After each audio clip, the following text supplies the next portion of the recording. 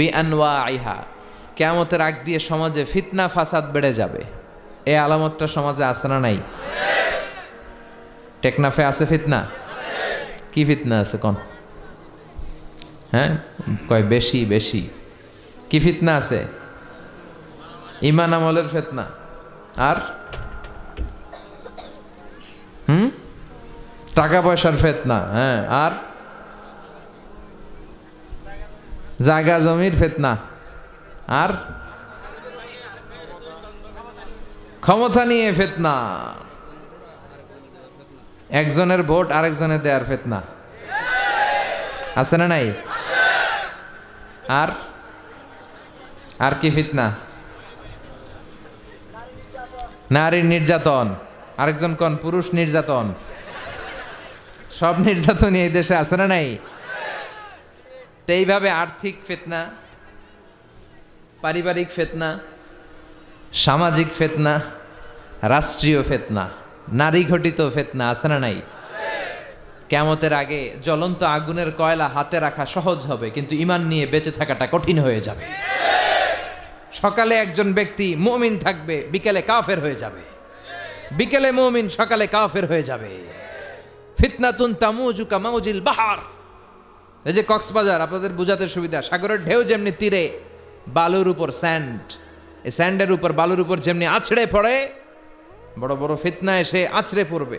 আপনি ফিতনা থেকে বাঁচতে চাইলেও বাঁচতে পারবেন না। আপনি হক হালাল মেনে চলতে চান, আপনি হালাল পন্থায় জীবন চালাতে চান, আপনি সরকারি চাকরি করেন, আপনি ঘুষ খান না, কিন্তু চাইলেও পারবেন না।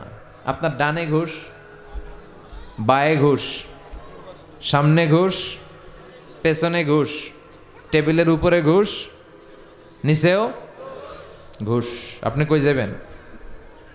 আপনি চোখ বাঁচাতে চাচ্ছেন যে আমি কোনো নেকেড সিনারি দেখব না, আমি মিজানুর রহমান আজহারি হুজুরের ওয়াজ দেখব। ইউটিউবে ঢুকলেন, লিখলেন মিজানুর রহমান আজহারি ওয়াজ, সার্চ দিলেন, ওয়াজ চলে আসছে। ওয়াজের পাশে দেখবেন এক বেডি বেসকি দিয়ে রয়েছে, আছে না নাই? তো দেখতে ঢুকছেন ওয়াজ, ওদিকে দেখবেন যে আরেকজন বেসকি মেরা রয়েছে। তার মানে আপনি চাইলেও এখন আর চোখ হেফাজত করতে পারছেন না।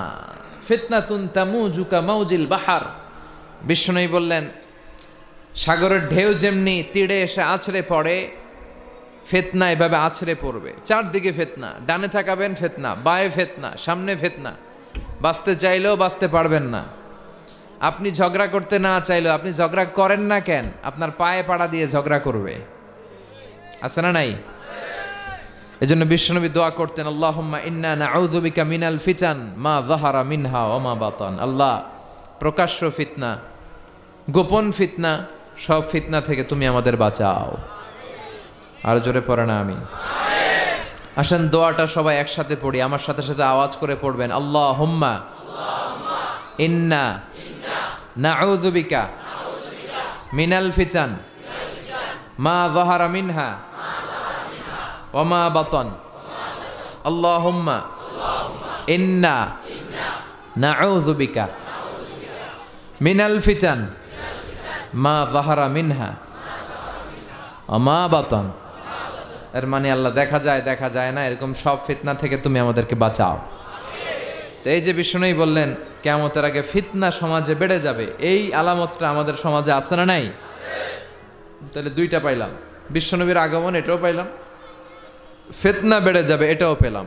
এরপর বিষ্ণু ঈসা ইসলাম বলেছেন খরুজ মুদ্দাইন নুবুয়া, কিয়ামতের আগে ভণ্ড নবী দাবিদাররা বের হয়ে যাবে।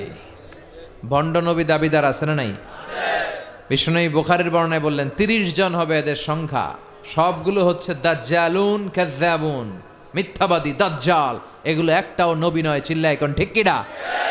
মা কানা মুহাম্মাদুন আবা আহাদিম মির রিজালিকুম ওয়ালাকিন রাসূলুল্লাহি ওয়া খাতামান নাবিয়্যিন। মুহাম্মদ তোমাদের কোনো পুরুষের পিতা নয়, তিনি হলেন আল্লাহর রাসূল, তিনি হলেন খাতামান নাবিয়্যিন, সর্বশেষ নবী। আমার নবীর পরে আর কোনো নবী আছে?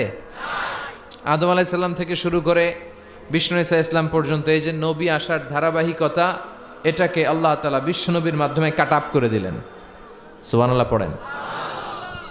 বিশ্বনবী বলতেন, লা নাবিয়্যা বা'দি ওয়ালা রাসূলা, আমার পরে কোনো নবীও নাই, কোনো রসুলও নাই, তবে লাউ কানা বা'দি নাবিয়্যুন লাকানা উমর, আমার পরে যদি কেউ নবী হওয়ার যোগ্যতা রাখে, আমার ওমরের ওই যোগ্যতা আছে। সুবহানাল্লাহ পড়বেন না? ওমরে ফারুক এমন একজন ব্যক্তিত্ব ছিলেন, উনি যদি কোনো রাস্তা দিয়ে হাঁটতো, শয়তান ওমরে ফারুককে দেখলে শয়তান ওই রাস্তা রেখে দিয়ে আরেক রাস্তা দিয়ে হাঁটতো। ওমরে ফারুক যেই রাস্তা দিয়ে হাঁটে, ওই রাস্তা দিয়ে শয়তান হাঁটে না। এজন্য ওমরের মতো একটা নেতার দরকার আছে না নাই? প্রভু তুমি বলেছ রাসূল দেবে না, বলনি দেবে না, ওমর বলনি দেবে না, হামজা তারিক খালিদ বিজয়ী সমর। প্রভু তুমি বলেছ রাসূল দেবে না, বলনি দেবে না, ওমর বলনি দেবে না, হামজা তারিক খালিদ বিজয়ী সমর। প্রভু তুমি বলেছ রাসূল দেবে না, ঠিক কিনা? ওমরে ফারুক নবী হয়ে যেত, কিন্তু যেহেতু নবী হওয়ার যোগ্যতা কারো নাই, সুযোগ নাই, এজন্য বিশ্বনবীর পরে কেউ নবুয়তির দাবি করতে পারবে না। কিন্তু বিশ্বনবীর জীবদ্দশায় মুসাইলামাতুল কাযযাব নামে এক ভণ্ড নবী দাবিদারের আবির্ভাব ঘটেছিল। সে এসে বলল, হে মুহাম্মদ, আন-নুবুওয়াতু নিসফুন লাকা ওয়া নিসফুন লি। মুহাম্মদ, নবুয়ত পুরাটা তোমার না, অর্ধেক তোমার অর্ধেক আমার, আমারটা আমারে দাও। বিশ্বনবী বললেন, তুই মিথ্যাবাদী, তুই কি কাযযাব। সে বিশ্বনবীর মতো অ্যাক্টিং করত, বিশ্বনবী যা যা করতেন সেও তা তা করার চেষ্টা করত। বিষ্ণু ঈসা ইসলাম কোনো গাছের মধ্যে হাত লাগালে ওই গাছের ফলন বাড়িয়ে দিত কে?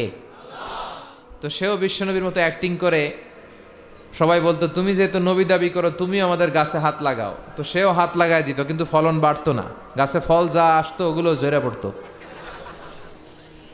উল্টা হতো। বিষ্ণু ঈসা ইসলামের কাছে সবাই এসে বলতো, ইয়া রাসূলুল্লাহ, আমাদের কুয়ার পানিগুলো লবণাক্ত, আপনি দোয়া করেন। বিশ্বনবী অজু করে অজুর কুলির পানি কুয়ার মধ্যে ছাড়লে লোনা পানির কুয়া মিঠা পানিতে রূপান্তরিত হয়ে যেত। কিন্তু মুসাইলামারে যখন সবাই ধরতো, মুসাইলামা তুমি তো নবী দাবি করো, চলো, ও যে কোনো মিঠা পানির মধ্যে কুলি মারলে ওটা লোনা পানি হয়ে যেত। রিঅ্যাকশন করতো, কি করতো? বিশ্বনবীটা করতো অ্যাকশন, আর ওরটা করতো রিঅ্যাকশন। এরপর বিষ্ণু ঈসা ইসলাম মদিনার নিউ বর্ন বেবি, নবজাতক বাচ্চাদের মাথায় হাত বুলিয়ে দিলে বাচ্চাদের মাথার চুল বড় হয়ে যেত। আর মুসাইলামা যেই বাচ্চাদের মাথায় হাত বুলিয়ে দিত, চুল বড় হওয়া তো দূরের কথা, ওইটির মাথায় চুলই উঠতো না, আর আজীবন থাকতো টাক মাথা। নাউজুবিল্লাহ পড়বেন না? কারণ এটা বিশ্ব নবী। এটা কি নবী? এই নবীর সম্মানের মতো সম্মান পৃথিবীর কোন নবীর আছে? উনি হচ্ছেন খাতামুন নবিয়্যিন, শেষ নবী, সর্বশ্রেষ্ঠ নবী, তিনি নবীদেরও নবী। চিল্লায় কোন ঠিক কিনা? এভাবে অনেকে নবুয়তের দাবিদার সাজতে চেয়েছে। এই যে আমরা কাদিয়ানী সম্প্রদায়ের ব্যাপারে বলি, এরা নিজেদেরকে আহমদী মুসলমান বলে। কি মুসলমান? আহমদী মুসলমানের কোনো আলাদা মুসলমান নাম আছে? আমরা সবাই মুসলিম। চিল্লায় বলেন ঠিক কিনা? আল মুসলিমু মিল্লা ওয়াহিদা, পুরো মুসলমান এটা হচ্ছে এক জাতি। গোটা বিশ্বে মুসলমান নির্যাতিত হলে গোটা বিশ্বের সব মুসলমান চোখের পানি ঝরায় আর কাঁদে আর দোয়া করে, চোরে কোন ঠিক কিনা? নিউজিল্যান্ডে মারা গেল, আমাদের হৃদয়ে ব্যথা আছে না নাই? আরাকানে মারা যায়, আমাদের রক্তক্ষরণ আছে না নাই? ফিলিস্তিনে শহীদ হয়, তাদের জন্য আমাদের দোয়া আছে না নাই? দুর্ভাগ্যবশত আমরা ইহুদিদের ষড়যন্ত্রে পা দিয়ে টুকরা টুকরা হয়ে গিয়েছে, আলাদা আলাদা দল, দল আর গোত্রের কোনো শেষ নাই। এত মায়ের খাওয়ার পরেও আমরা ঐক্যবদ্ধ হওয়ার প্রয়োজনীয়তা অনুভব করছি না। মুসলিম তো এমন দল, এটা দেহের মতো, কাজাসাদিন ওয়াহিদ। দেহের চোখে ব্যথা হলে যেমনি সারা দেহটা কষ্ট পায়, হাত কেটে গেলে যেমনি পুরো দেহটা কষ্ট ভোগ করে, গোটা বিশ্বের কোথাও একজন মুসলমান আক্রান্ত হলে গোটা বিশ্বের মুসলমানরা কাঁদে, জোরে কোন ঠিক কিনা? যদি আমাদের একটা সেন্ট্রাল লিডারশিপ থাকতো, নেতা নেতৃত্ব দেওয়ার মতো, যার নেতৃত্বে আমরা জেহাদের ময়দানে ছুটে যেতাম, আমরা অপেক্ষা করছি ওই নেতার জন্য, ইমাম আল মাহাদি আসবে একদিন, চিল্লা এখন ঠিক কিনা? আমাদের যদি একটা সেন্ট্রাল মিলিটারি থাকতো, সেনাবাহিনী, ওয়াআইদ্দু লাহুম মাসতাতা'তুম মিন কুওয়া ওয়া মির রিবাতিল খাইল তুরহিবুনা বিহি আদুওয়াল্লাহি ওয়া আদুওয়াকুম। আল্লাহ বলে তোমাদের মিলিটারি সেনাবাহিনী প্রস্তুত রাখো, কিন্তু আমাদের 50টারও বেশি দেশে, 50টারও বেশি মুসলিম দেশ, আমাদের নিজস্ব মিলিটারি নাই। কথা কোন ঠিক কিনা? এই 50টা দেশের একটা যৌথ সেনাবাহিনী থাকার দরকার আছে না নাই? যদি থাকতো তাহলে কোনো দেশে যদি মুসলমানদেরকে আক্রমণ করা হতো, আমাদের মিলিটারি সেখানে যে দুর্বার আন্দোলন আর প্রতিরোধ গড়ে তুলতো, চিল্লা এখন ঠিক কিনা? কিন্তু আমাদের এই লিডারশিপ নাই। এই মির্জা গোলাম আহমদ কাদিয়ানি, পাঞ্জাবের এক লোক, সে নিজেকে দাবি করেছে আমি হচ্ছে শেষ নবী।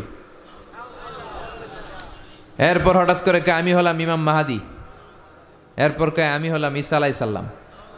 নাউজুবিল্লাহ পড়বেন না? এই লোকটার মৃত্যু হয়েছে পায়খানার ভিতরে, টয়লেট ভাঙ্গা ভিতরে পড়ছে, পেশাব পায়খানা খাইতে খাইতে খাইতে খাইতে আর খাইতে পারে না। আল্লাহকে আরো খা, আরো খা বেয়াদব। এই টয়লেটের পায়খানা খেতে খেতে দুনিয়া থেকে বিদায়। এজন্য বিশ্ব নবীর পরে কেউ যদি নবুয়তির দাবি করে, এটা কি মুসলমান? এগুলো কি ফতোয়া? তো আপনারাই দিতে পারতেছেন, কারণ লা ইলাহা ইল্লাল্লাহ বললে মুসলমান হওয়া যায়? তাকে বলতে হবে লা ইলাহা ইল্লাল্লাহ মুহাম্মাদুর রাসূলুল্লাহ। তারা দ্বিতীয় অংশটা মানে না, আল্লাহ রাসূল সাল্লাল্লাহু আলাইহি ওয়াসাল্লাম যে শেষ নবী এটা মানে না। তো তারা এদেশে জন্ম, এদেশে হিন্দুরাও তো থাকে, বৌদ্ধরাও থাকে, তো ওদের থাকতে সমস্যা কি? কোনো সমস্যা নাই, থাকো, কিন্তু তোমরা বিশ্বনবী যে শেষ নবী এটা মেনে থাকো, যেহেতু মুসলমান দাবি করো। আর যদি না মানো তাহলে তোমরা কোন ধর্মের এটা জাতির কাছে স্পষ্ট করে দাও, নিজেদের অবস্থানকে স্পষ্ট করো। কথাবার্তা ক্লিয়ার না সব? মুসলমান হলে ইসলামের নিয়ম মানতে হবে, নতুন কোন নিয়ম ইসলামের ভেতরে ঢোকানো যাবে। তাহলে এই যে বিশ্বনবী বললেন নতুন নতুন নবী দাবিকারী লোকজন সমাজে বেড়ে যাবে, এই আলামতটাও আছে না নাই? এরপর বিশ্বনবী বললেন কাসরাতুল হারাজ, কিয়ামতের আগে হারাজ বেড়ে যাবে। সাহাবীরা বললেন ওয়ামাল হারাজ ইয়া রাসূলুল্লাহ, হে আল্লাহর রাসূল সাল্লাল্লাহু আলাইহি ওয়াসাল্লাম হারাজ কি? বিশ্বনবী বললেন হাযা হুয়াল হারাজ। কি বুঝলেন? ফাইট, কিতাল, মারামারি, ফায়ার, অন্যায়ভাবে মারা হবে। এই যে আজকে মারছেন একজন খ্রিস্টান লোক, 50 জনরে নিউজিল্যান্ডে শেষ করে দিল। বিষ্ণু বললেন কিয়ামতের আগে যিনি মারবে তিনি জানবেন আমি কেন মারলাম। এদেশেও অনেকে মারে, কেন মারে জানে না, কয় উপরের নির্দেশ। আছে না নাই? আর যারে মারা হলো সেও জানে না আমি কি অপরাধে মরলাম, কেন গুম হইলাম, কেন ক্রস ফায়ারে পড়লাম, আমি জানি না। তো এই আলামতটা সমাজে আছে না নাই? দেখছেন বিশ্বনবী কেমন যেন এই 21 শতাব্দীর দিকে তাকিয়ে তাকিয়ে আলামতগুলো বলে গিয়েছে, যেগুলোই বলেছে প্রতিটা আলামত অক্ষরে অক্ষরে মিলে যায়। এরপর বিশ্বনবী বলেছেন দিয়াউল আমানা, কিয়ামতের আগে আমানতের খেয়ানত হবে। এটা সমাজে নাই? আমানতের খেয়ানত আছে না নাই? সাহাবারা বললেন মাতা সাআ, নবী কিয়ামত কবে হবে? বিশ্বনবী বললেন ইযা দুইয়াতিল আমানাতু ফানতাযিরিস সাআ, যখন আমানতের খেয়ানত হবে তখন তোমরা কিয়ামতের অপেক্ষা করো। সাহাবারা বললেন ইয়া রাসূলুল্লাহ ইয়া হাবিবাল্লাহ কাইফা ইদাআতুহা, কেমন করে আমানতের খেয়ানত হয় আপনি আমাদেরকে বুঝিয়ে বলেন।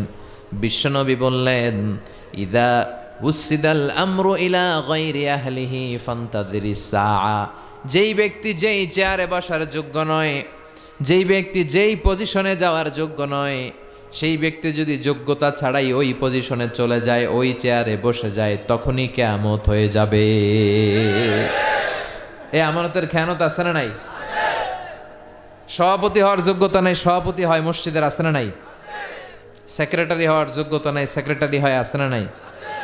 বক্তা হওয়ার যোগ্যতা নাই, বক্তা হয়, আছে না নাই? আপনারা টেকনাফে শিশু বক্তা আনেন না? হ্যাঁ, 36 ইঞ্চি 28 ইঞ্চি বক্তা, তারপর শিশু বক্তা, এরপর আগে নারী ছিল এরপরে পুরুষ হয়ে গেছে, এই বক্তা আছে না নাই? তো আপনি আনবেন তো ওই লোককে যে কোরআন জানে, যে হাদিস জানে, যে সমসাময়িক যে ক্রাইসিস সমস্যা কোরআন সুন্নাহর আলোকে এই সমস্যার সমাধান দিয়ে যেতে পারবে, ঠিক কিনা? এরকম আলেমরে আয়না বসানোর দরকার আছে না নাই? এখন আপনি যদি লোক জড়ো করার জন্য শিশু বক্তা নিয়ে আসলেন, এটা কোলে করে আনা লাগে। এই যে আজকে যে মঞ্চ বানাইছেন আপনারা, এই জীবন উঠতে পারবেন এটাতে। আজকে মঞ্চ দেখছেন আপনারা, একেবারে বিশাল আরস। তো এইখানে উঠাইতে হলে ৩-৪ জন এর কোলে করে কাঁধে করে উঠাইতে হবে। এরপর হাত নাই পা নাই এরকম বক্তা আছে না নাই? আমি দেখছি একজন, তারে দেখার জন্য লক্ষ লক্ষ মানুষ। এরপর আগে নাকি নারী ছিল, এরপর পুরুষ হয়ে গেছে। পৃথিবীর কোথাও এগুলো শুনি না, এই দেশে এগুলো হয়। তো এগুলো আমানতের খেয়ানত। মসজিদের সভাপতি যিনি হবেন, আপনাকে নামাজি হতে হবে। সভাপতি মানে আপনি প্রধান মসজিদের, তো আপনি যদি বেনামাজি হন কেমনে হবে? কথা বলেন। নামাজ পড়ে না এরকম সভাপতি আছে না নাই? আমি সবার কথা বলছি না, যারা পড়ে না এদের কথা বলছি। বেশিরভাগ মসজিদের এই অবস্থা। মসজিদ নিয়ে দলাদলি কিলাকিলি আছে না নাই?